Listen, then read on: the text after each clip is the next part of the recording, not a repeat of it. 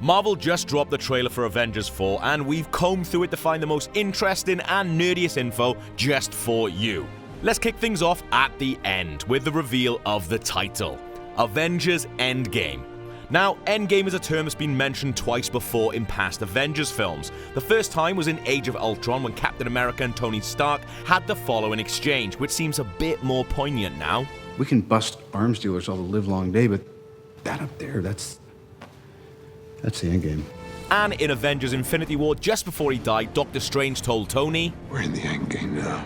And the snapping in has an official name now. It's the Decimation, which we learned in the tie-in novel called Avengers Infinity War, The Cosmic Quest Volume 2 Aftermath. The A in Avengers is reassembling here almost in a reverse time stone manner, which symbolizes both the reunification of the splintered Avengers themselves, as well as, we hope, bringing back everyone that was killed by Thanos' decimation. Right, jumping back to the beginning of the trailer, Tony Stark is marooned in space aboard the Guardian ship, the Benatar, with just hours of oxygen left before he perishes. He's recording a farewell to his fiancée Pepper Potts, but have a look at his shirt here. Tony's been stranded in a seeming no-win scenario far from home before. He was even wearing a similar shirt, in what appears to be a visual callback to his plight as a prisoner in the first Iron Man film. If the Guardians can literally run into Thor in the middle of space, then we suspect Tony's not actually going to die alone in the cosmos. Also, if we ever have to go 4 days without food and water, hopefully we look as good as Tony does. Iron Man being by himself begs the question, where did Nebula go? She was last seen with Tony after Thanos killed their companions. And we see here she was aboard the Benatar at least at some point in Avengers Endgame, so maybe she left to go find help, see who else is alive, or maybe she left to go and kill Thanos herself, because that worked so well for her last time, didn't it? The Marvel Studios logo gets a pretty savage treatment here. Not even the studio was safe from Thanos' decimation.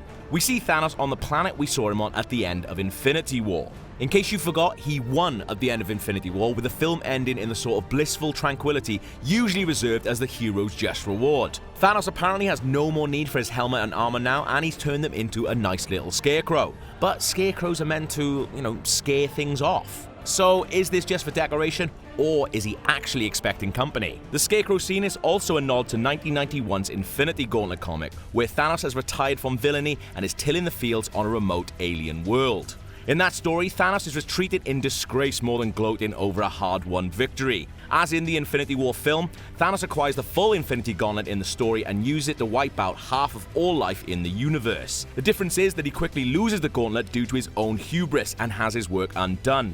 Thanos realizes that deep down he always wanted to lose, and faced with his own psychological weaknesses, he retires to live a quiet, simple life. He even uses his costume as a scarecrow, just as he does in the film.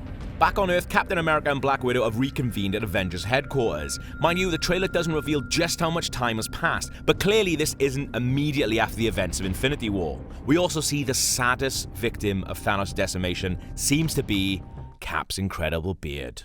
With half the population gone, including those who have been pursuing him over the Sokovia Accords, Cap no longer feels the need to live as a fugitive. His beard's gone, but Widow still has the platinum blonde hair she adopted while on the run. Here we see Bruce Banner accounting for allies who've gone missing, Scott Lang, Shuri, and Peter Parker. We know Peter was a victim of the decimation, and we'll get back to Scott in a minute, but it wasn't clear from the end of Infinity War what happened to Shuri. Seeing as how the Avengers were in Wakanda when Thanos snapped, then maybe Shuri did indeed perish along with her brother T'Challa. Or perhaps she immediately went off on her own to deal with matters. Maybe she sought out an ally in this fella. He might not have been in Infinity War, but it turns out Hawkeye is alive and well, unlike these guys. Clint Barton appears to have adopted a new guise in the vein of his Ronin character from the comics, and given that 1,000-yard stare of his, we're assuming his family was sadly among those slain by Thanos. Here we see Cap still carries a photo of Peggy Carter with him, which suggests maybe something bad is going to happen to him, because if there's anything war films have taught us, it's the trope that any soldier who looks at a photo of his sweetheart is not long for this world. Hi, is anyone home?